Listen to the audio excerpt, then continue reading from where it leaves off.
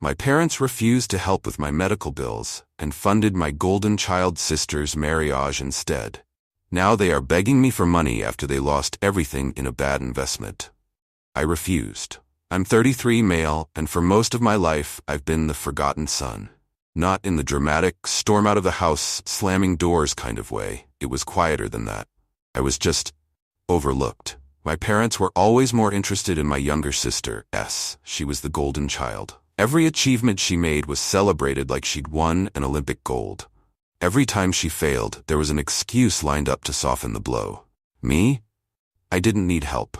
I didn't need their attention. At least, that's what they told themselves. For a long time I let it slide. I kept my head down and took care of myself. I figured, hey, at least they leave me alone.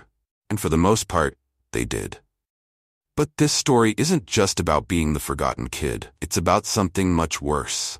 It's about the moment I realized my parents didn't just favor S. They would flat out choose her over me in a heartbeat, even if it meant leaving me to suffer. I was 28 when I got sick. Not like I have a bad cold, but seriously sick. I needed surgery, I needed treatments, I needed meds I could barely pronounce, and I didn't have insurance. I was working a decent job, but not one that offered coverage, and there was no way I could pay for everything on my own. I was drowning in medical bills, and it was terrifying. So, like anyone else in that situation, I went to my parents for help. I sat down with them, laid it all out. I told them about the surgery I needed, how much it would cost, and that I didn't have the money. I felt ashamed even asking, but I didn't have any other options.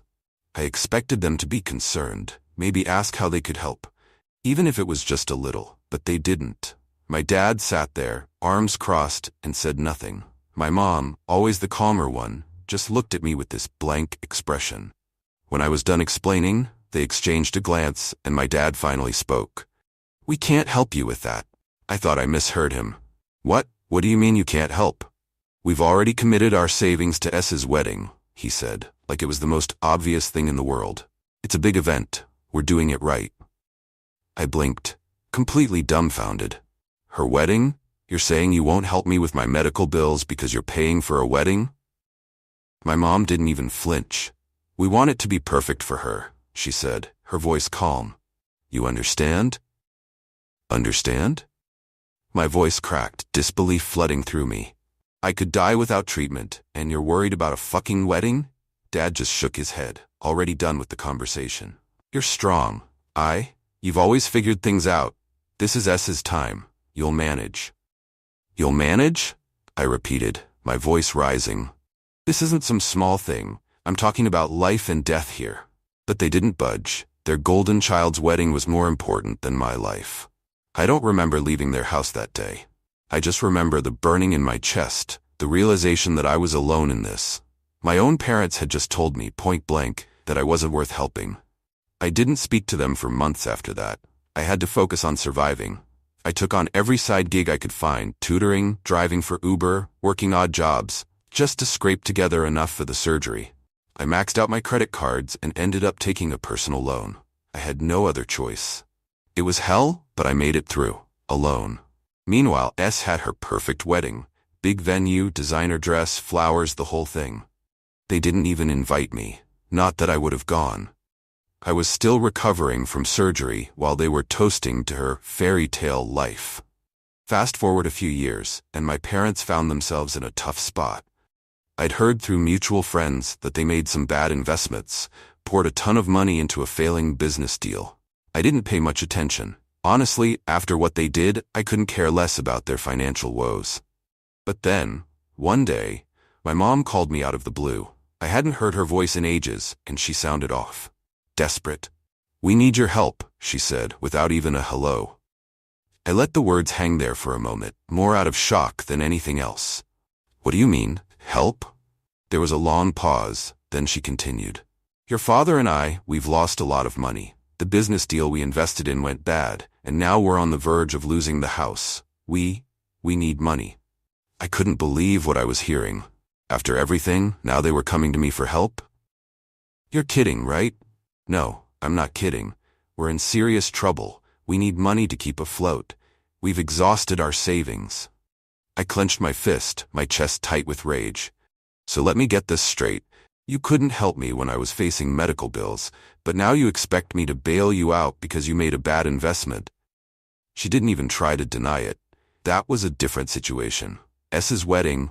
A fucking wedding, I interrupted, my voice shaking with anger. You left me to rot so you could throw her a goddamn party, and now you're asking me to save you? We had to make choices, she said quietly, almost as if she believed that excused it. And you chose her, every single time. You always chose her. Well, now you can deal with the consequences.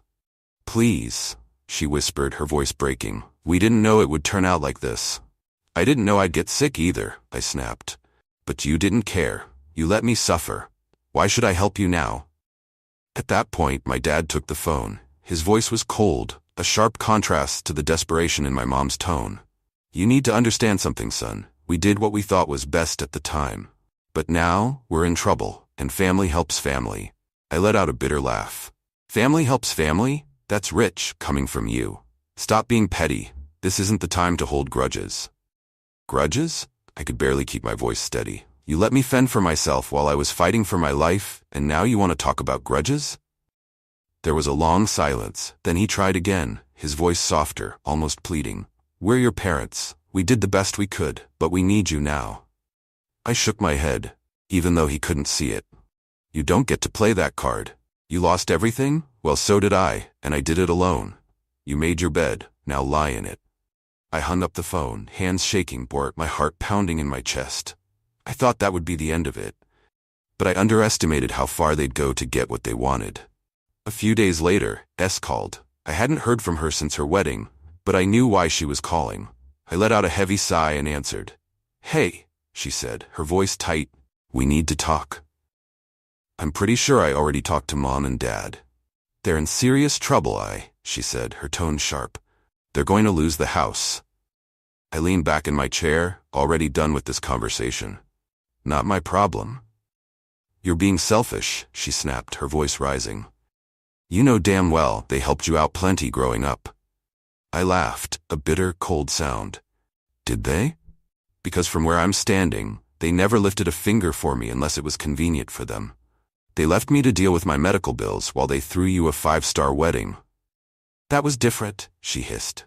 Weddings are once in a lifetime. Medical bills are a matter of life and death, I cut her off. You really want to compare your fucking wedding to the surgery I needed to survive? She didn't have an answer for that. Instead, she tried a different angle. They're going to be homeless, Is that what you want?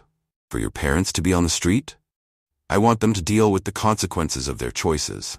I'm not responsible for bailing them out. You could, though. You have the money, she shot back. You're doing well now. And I got here on my own, I reminded her, without their help. There was a long pause, then she tried again, her voice quieter this time. Look, I know things weren't fair, but they're still our parents. They raised us. Don't you owe them something? No, I said, my voice firm. I don't owe them a damn thing, and neither do you apparently, since you're not exactly offering up your own money. I have a family to take care of, she snapped, her tone defensive.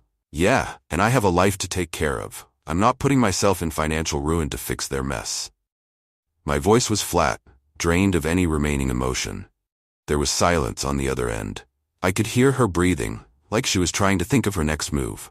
And then, in true S fashion, she went for the low blow. You know, after everything they did for you growing up, I didn't expect you to be so heartless. You're just like Dad always said. Cold, selfish, only ever thinking about yourself. Maybe that's why they never counted on you for anything. Her words hit me like a punch to the gut, but I didn't flinch. This was her final play. Guilt, shame, manipulation. She thought she could break me down, make me feel like I was in the wrong, like I was the one who had failed them. But I wasn't that same overlooked kid anymore. You done? I asked quietly. I don't know how you live with yourself, she said, her voice icy.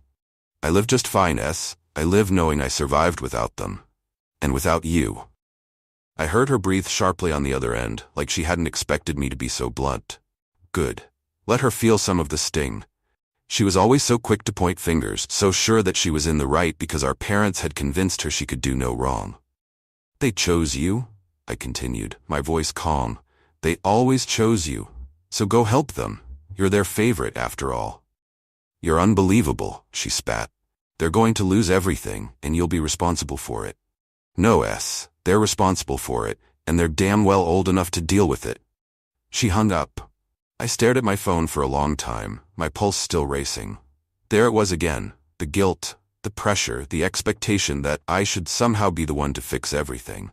But I wasn't falling for it. Not this time, not ever again. Weeks went by. My parents didn't call again. Didn't reach out, either, which was fine by me. I heard through mutual friends that my parents had sold their house. They were living in a cramped apartment now, barely scraping by.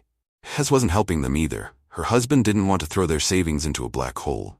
Funny how that works. I should have felt something. Regret, sadness, guilt. But I didn't. I felt free. For the first time in my life, I wasn't tied to their expectations, their demands. I had spent so long trying to be the good son, the one who didn't make waves, who figured things out on his own. And it had nearly killed me. Now I was finally doing what was right for me. And it felt good.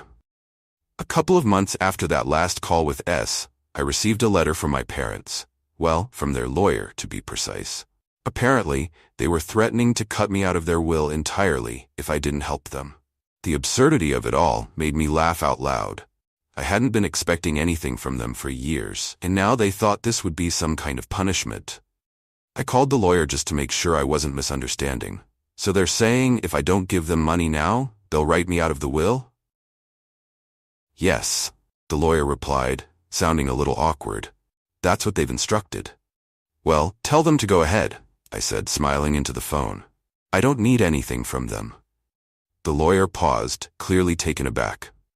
You're certain? I'm more than certain, I said. They can do whatever they want with their money. I don't want a cent of it. And that was it. I was officially done. I could finally close the door on that chapter of my life without any lingering what-ifs or regrets. As time passed, I moved forward. I focused on myself, my own life, my own happiness. I started dating again, reconnected with old friends, threw myself into my work. I built a life that wasn't weighed down by my parents' expectations or their constant favoritism toward And honestly, I felt lighter than I ever had before. No more guilt. No more wondering if I was the bad guy for standing up for myself. They made their choices, and I made mine. Never reached out again. Not even when our parents' financial situation got worse, which I heard about through a few mutual acquaintances. But I wasn't surprised. She always knew how to disappear when things got tough for her. She didn't care about cleaning up their mess any more than I did. In the end, I realized something important. Family is about more than blood. It's about who shows up when it matters, who supports you when you need it the most. And they hadn't been there for me. So I didn't owe them anything in return. Do I feel bad about what happened to them? Maybe a little, but not enough to regret my decision. You can't fix people who don't want to be fixed. You can't save people who would let you drown to save themselves. And honestly, I'm just glad I finally learned that before it was too late.